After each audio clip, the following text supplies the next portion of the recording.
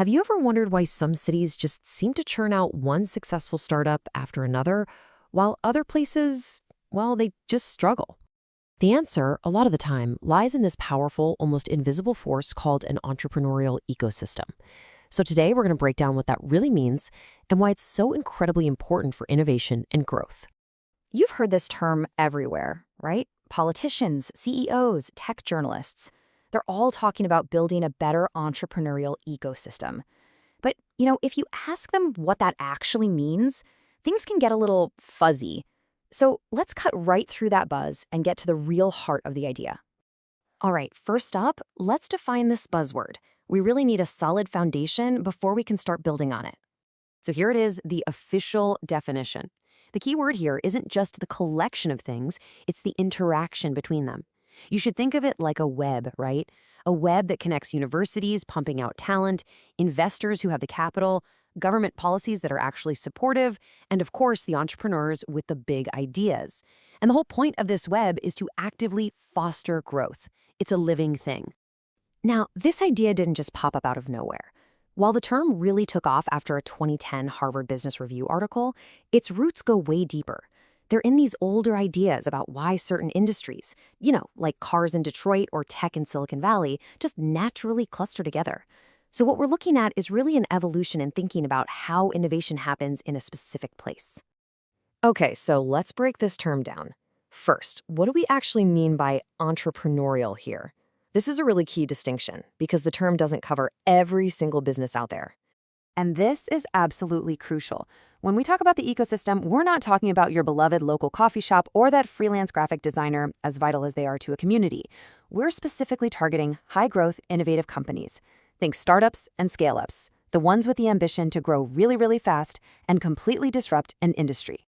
So why the laser focus on this specific type of company? Well, it's because these are the businesses that are seen as the real economic game changers. The whole theory is that these are the ventures that will introduce wild new technologies, massively boost productivity, and, most importantly, create a huge wave of new jobs. That's the prize everyone's chasing. All right, so we've got the entrepreneurial part down.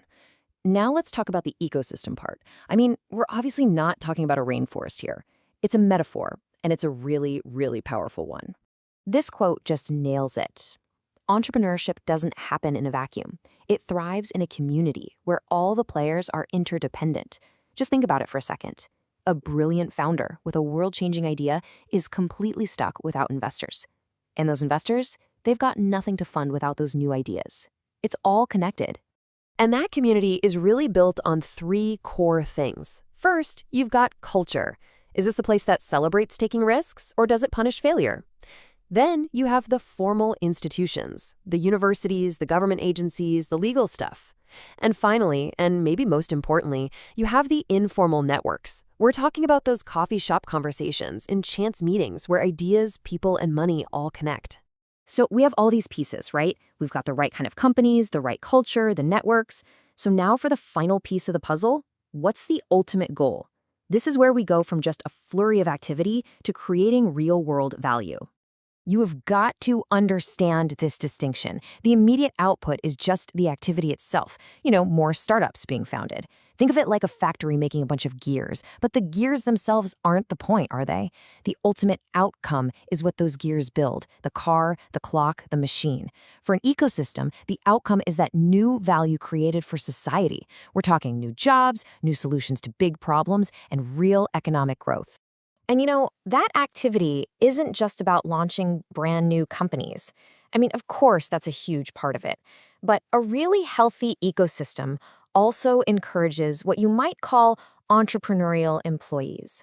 Those are the innovators inside big, established companies who are given the freedom to create new products and new divisions. That kind of intrapreneurship is a vital sign of a thriving system. So in the end, this is what it's all about.